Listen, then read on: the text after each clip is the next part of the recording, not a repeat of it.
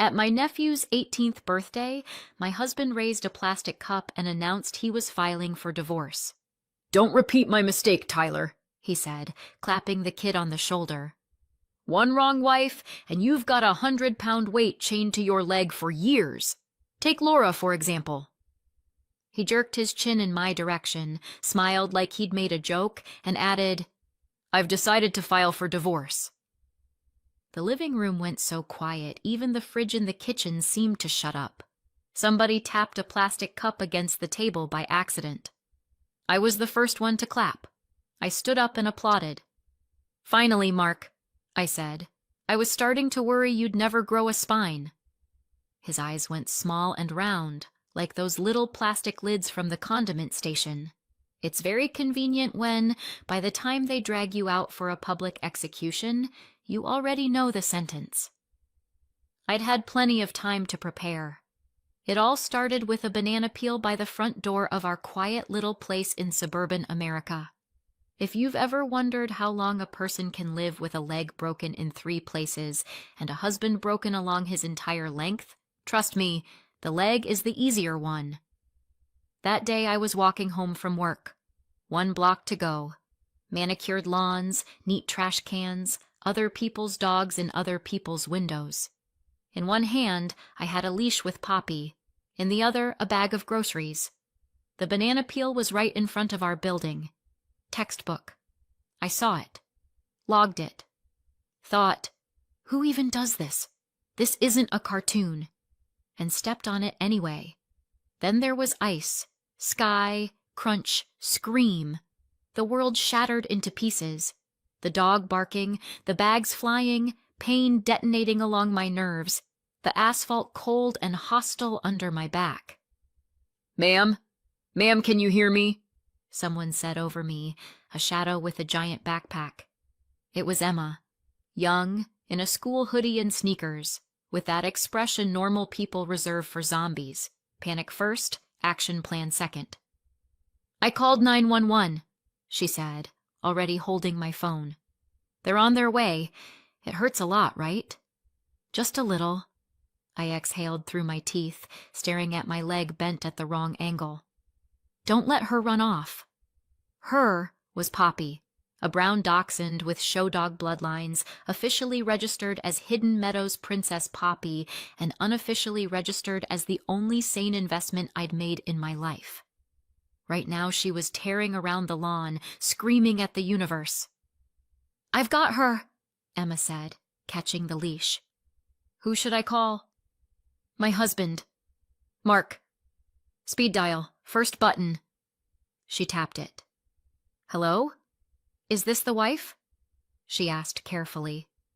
"Your wife fell by your building. We're about to go to the hospital." I could hear his voice even without speakerphone. "Yeah, sure. Next you'll tell me I need to wire money to the sheriff's office. Kid, you gotta come up with something more original." "Sir, this isn't a prank," Emma said, offended. "She can't get up. I'm gonna hand the phone to a paramedic." "Kid, hang up," my husband answered. "I'll call Laura myself." He didn't. The ambulance got there fast. You don't really appreciate American healthcare until they're loading you into it on a stretcher in front of your neighbors while your dog screams like you're dropping her off at a kill shelter. By the entrance, Gail appeared, my neighbor from the 3rd floor, owner of a tiny cafe and a pug named Frankie. "Is that Laura?" she asked when she saw Poppy. "That's her dachshund. I know them." The paramedic was already undoing the leash. "You her neighbor? Can you take the dog for a bit?" "Of course, and I'll text her mom. She comes into the cafe sometimes." "Don't text my mom," I mumbled through the morphine. "My mom already gets enough. Just... Poppy." "Don't worry, Poppy's about to live a better life than you," Gail assured me, expertly scooping up the dog. "Frankie and I got this." That's how Poppy moved in with the neighbor, and I moved into the trauma unit at County General Hospital. I didn't see my husband until I was already there. They wheeled me into a room late that night, cast on the leg, bandages on my arm, head full of fog. In the corner on a folding chair sat my mom, Linda. Next to her was my stepdad, Gary, with that calm, solid look on his face I'd once hated so much it made me move out. Too stable. Too reliable.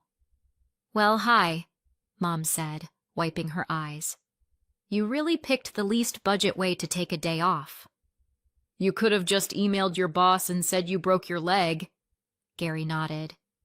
"But yeah, the banana has flair." I smirked. It hurt. Mark walked in half an hour later. "Oh, you're awake," he said, like he'd been expecting the opposite. So, how are you?" "Fantastic," I said. "Doctor says I'll be ready for the Olympics in no time." Mom shot him the look people use when they find a roach in their salad. "We thought you'd come straight to the ER, she said. "I was busy," Mark shrugged. "We were just about to head out to the lake with my parents. I figured it was one of those scam calls. You know, your relatives had an accident, send money." "It is surprising they never call you," I said. "You've got experience." He pretended not to hear that. "The doctor said you're going to be here a while," he went on, staring at his shoes. "Well, it's fine. I can get you something on DoorDash." "Mark," Mom set her cup down very gently, very firmly.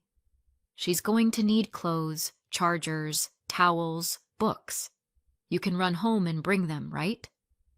"Right now?" He sounded genuinely shocked. "We're already supposed to head out early, beat traffic, and I thought you'd stay with her." That was the moment something inside me went deaf. I lay there under an IV, tubing in my vein, a stranger's hand wrapped around mine, and it still hurt less than that line. "I thought you'd stay with her." Mom looked at Gary. "I'll go," he said. "You stay here. Mark, it's not hard to swing by the hospital on your way, right?" "Well, fine," my husband agreed, like I'd asked him to donate a kidney. "Only my car keys are at Mom's. She's driving tomorrow." "I'll give you mine," Gary said. "You're a big boy. You'll manage." Mark looked at him the way my nephew Tyler looks at algebra, and left. I slept through the first day. Then came the petty domestic wars. Mark showed up the next afternoon with a single t-shirt, a charger, and a 3-year-old magazine. "You wanted a book," he said. "I wanted my books," I said, "and slippers, and a real set of pajamas." "Well, I didn't know where you keep things." "In the closet, where humans usually keep clothes." "I didn't want to go through your stuff," he said, offended. "That's personal." Apparently the only personal thing in his world was his time and that lake trip with his parents. Meanwhile, Gail was texting me photos of Poppy. In one, Poppy was curled in a pretzel on the couch next to her pug. In another, she was on a little rug by a cafe table with the proud face of "I work here now." The texts came with messages. "Emma stopped by, brought Poppy a toy. Don't stress, we've got this covered." That's how I learned the schoolgirl's name was Emma, that she lived in the next building, that she had a little brother named Timmy and a mom named Natalie who swung by Gail's cafe after her shift. In the same stretch of time, my husband managed to text me once. "Mom's asking if you mind if we still go to the lake. Everything's paid for." I wrote back that I didn't mind anything at all, on account of lying in a hospital bed with a cast and opiates, and filed the question away. When they discharged me, I didn't go home alone. My mother delivered me. "Gary and I will take turns coming over," she said, "and Emma already volunteered to help walk Poppy." Mark met us at the apartment door like someone caught home in his underwear. "Oh, you're here already," he said, eyeing the crutches, Mom the bags. Come on in." The place was clean. Suspiciously clean. "You cleaned?" I asked. "Mom dropped by," he admitted. "Wasn't a big deal for her." Of course. Nothing was ever a big deal for his mom if it meant she could end the conversation with, "What would you do without us?" Her name was Brenda. She was the type of woman who says, "I don't butt into your life," while openly discussing how many kids you should have and when. Once upon a time, she'd been the one to explain that Mark was quite a catch.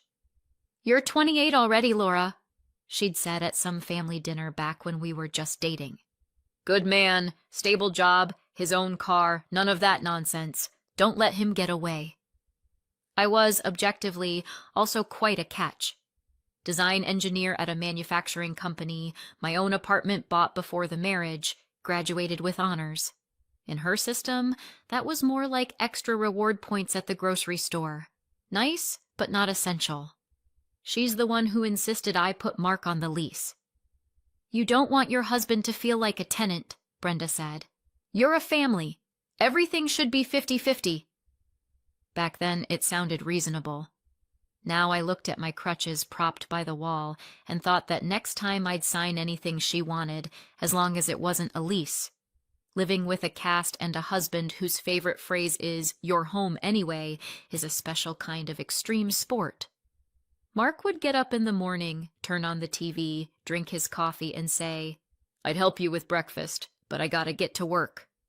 He'd come home at night, sit down at his computer and say, "I'd go get groceries, but you're home all day anyway. You can just order." Sometimes he'd throw in, "Well, I can take the trash out if you want." Against that backdrop, the people who actually showed up for me looked almost cartoonish. Mom and Gary, bringing food, helping me shower, hauling water. Gail, taking Poppy on walks, bringing me coffee from her cafe. Emma, doing homework at my kitchen table, walking the dog, tutoring her little brother in math, and me in patience. One evening Gail said, almost casually, "My cousin's a divorce lawyer. Hope you never need her, but if you do, she's vicious in the best way." "I'm married," I said automatically. "I've noticed," Gail said, deadpan. "That's why I mentioned it." I laughed then. Back then. Brenda and Martin didn't drop by often, but when they did, they made it count. "Laura, you have to understand, it's very hard on Mark right now," Brenda would say, looking at me like I'd broken my leg on purpose just to ruin their plans. "He's always running between home and work." Between the couch and the fridge, I wanted to say. I didn't. "And also," she'd go on, "we've got a big date coming up. Tyler's turning 18. We rented a lake house. You'll be walking by then, right?" "On crutches?" "Sure," I said. "Oh, then it's fine," she said brightly. "It's just family. Nobody's going to judge." No one would judge, no. But they would absolutely watch me limp around with plates and salads like it was a spectator sport. I already knew Mark would go no matter what. The only question was whether I'd be going too. I went. Here's the thing. I didn't want to give Brenda another angle for her endless monologues about how ungrateful I was and how I'd abandoned her grandson on his biggest day. The lake house looked like a postcard. Wood siding, a porch with bunting, grill, string lights. Inside, paper plates, chips, dips, plastic cups, boxed wine, and Martin's signature homemade liquor that he called moonshine and poured into mason jars with pride. I sat at the table, hanging onto my crutch like a mast, and counted how many times Brenda would say, "We do everything for you." Mark ran around the grill, basking in his role as Fire Lord.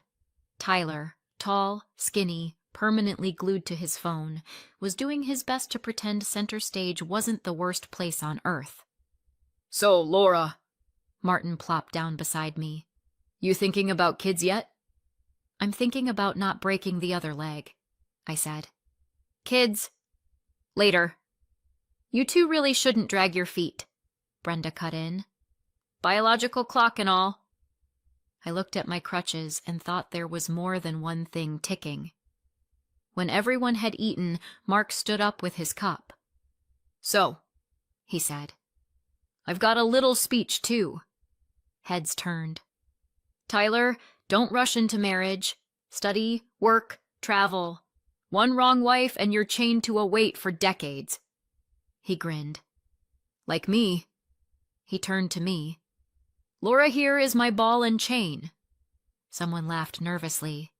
And on that note, he went on, raising his cup, I've decided to file for divorce. The silence was so thick I could hear somebody cracking open a beer behind the house. I stood up. Standing up took a minute. Thank you. Martin's. Oh, come on, just a sip. It's not that strong. But I stayed upright. And I clapped. Mark, I said, thank you for finally finding the courage to say out loud what you've been doing for a while now. What's that supposed to mean? He blinked. I mean, I turned to the table. When your husband's business trip bag contains a lacy bra that definitely isn't your size, a gift card for a hotel, and a receipt for 2 coffees to go, that's usually not a sales meeting. Somebody dropped a fork. Laura, Brenda hissed, don't air dirty laundry in public. This isn't public, I said. This is your rental by some random lake in Indiana. Tyler was staring at me with the face of someone who just realized adults don't have any idea what they're doing. I'm fine with the divorce, Mark, I told my husband. If you want, you can think of it as a present to Tyler. On his birthday, his family finally stopped lying. I set my cup on the table, grabbed my crutch, walked out onto the porch, breathed in lake and grilled meat, and headed for the car. Gary drove me home. Poppy met me at the door like I'd come back from deployment, which, in a way, I had. The next day, a delegation showed up at my door. In front, Mark. Behind him, Brenda, Martin, his sister Tracy, and the birthday boy himself, Tyler, who looked like he'd rather be anywhere else. We came to talk like civilized people, Brenda said the moment I opened. So we don't have to drag this into court. Mark pulled out a folder. This is a marital settlement agreement, he announced, very serious, as if he'd drafted it himself. Voluntary division of property. I sat them down in the living room and took a seat across from them. Poppy crawled under my chair and started a low growl. The agreement said, more or less, that Mark gets our car, the TV, the game console, the laptop, a fair portion of the joint savings, half my bank account. I get the privilege of living in my own apartment, some household appliances, the moral high ground. They'd quietly listed Poppy under his column. I'm sorry, what? I asked. Poppy is joint property too? We picked her out with Mark, Brenda jumped in, and Mark also paid for dog food. Once, I said. When you handed him a 20 and said it was our first family contribution toward the dog. Laura, can we not get bogged down in details? Mark's tone darkened. We're trying to do this amicably. Amicably, I said, would have involved asking me first and then parading over here. I stood up, took the folder, shoved it back into his hands, and walked to the door. Tracy, Tyler, I said, opening it. Nothing personal, but I'm about to say things you really don't need in your head. They shot out onto the landing faster than kids bolt at the lunch bell. Mom, I heard outside. Can we wait in the car? Of course, honey, Brenda said sweetly. I shut the door and turned to the 3 still on my couch. Okay, I said. So, which one of you is amicable again? After they finally left, they left when I offered to call the police and get this visit on record as an attempt to coerce a signature. I called Gail. Remember how you said you had a cousin who's a divorce lawyer? Second cousin, she corrected. Janet. She's a shark. You'll like her. That's how Janet entered my life. Short, wiry, white-haired, with a stare that made Brenda unconsciously clutch her purse to her chest at our first consult. You're not signing that, Janet said, flipping through their agreement. You're going to file on them for trying to bully you into signing, but we'll get to that. Let's start simple. We started simple. The apartment was bought before the marriage with my money. The car was in Mark's name because he's the one who uses it more. My paycheck regularly went toward the mortgage, utilities, groceries, His paycheck regularly went toward helping his parents, which somehow kept ending up in a joint account with Brenda. I paid for Poppy, her insurance, the vet, the shows, because she's your dog, you pay for her. Classic, Janet said. Mom builds her son like he's a stock portfolio, wife underwrites the whole thing. In court, it all looked even more entertaining. The judge was a woman in her 60s with that "I've seen you people 100 times" face. Brenda tried to go on about how they'd invested in the renovation until Janet handed over a stack of receipts, all paid off my card. Mark tried to explain that the savings account with his mother was for emergencies in case something happened to him, until the judge asked why his wife wasn't on the account if it was about emergencies. Well, he started. "You've had plenty of time to add your wife to that account," the judge said. "But you chose not to. Noted." In the end, Mark got the car and some electronics. I kept the apartment. As far as joint savings, the court didn't find much of anything because the only thing joint about our finances had been my income. There was a separate line item for Poppy. "A dog acquired during the marriage," the judge read, "was in fact financially supported by the wife. Considering the animal's health, attachment, and both parties' schedules, the court finds it reasonable to grant custody of the dog to Mrs. Bird." Mark flinched. "I thought at least we'd share the dog." "She's not a TV," the judge said. "You're welcome to visit her by mutual agreement, if Mrs. Bird finds that appropriate." I did not. Janet insisted we draft a separate document stating that Poppy belongs solely to me, and Mark has no right to remove her under any circumstances. He signed. The car and his pride mattered more. I only knew about his new life because there's a limit to how much you can avoid knowing. My old boss mentioned, very casually, that Vanessa, the admin we had at the front desk, is living with Mark now. I knew Vanessa on a superficial level. Long blonde hair, long nails, endless selfies, and a habit of saying, "I'm doing everything around here," while Denise, our supervisor, quietly did 90% of the actual work. According to Tracy, whom I occasionally ran into in the dairy aisle, Vanessa's plan looked like this. "We're gonna move into a bigger house. Mark's buying me a car. We'll have a pool." Reality looked like a tiny rental by a busy road, and the old sedan Mark had fought so hard to keep in court. "She complains all the time," Tracy whispered, standing between the milk and the yogurt. "Says Mark promised her a big life, but he keeps having money problems." Some people have money problems. Some have memory problems, like forgetting that money doesn't grow out of the word promised. It grows out of the word worked. I genuinely did not care. My life, unexpectedly, had its own thing going on. Mom and Gary helped rearrange the apartment to fit how I actually lived. Gail roped me into doing some remote admin work for her cafe while I eased back into my old job. Emma got into college, kept working part-time for Gail, and still swung by to check on Princess Poppy. Dana, a grad student from our dog park crew, taught Poppy a few tricks. Colin and Paula brought thermoses and gossip to the park, so I stayed fully updated without even opening Facebook. And suddenly, without Mark, there was more air in the apartment, more laughter, more people who showed up just because, not because his mother needed to inspect whether I was turning her son against the family.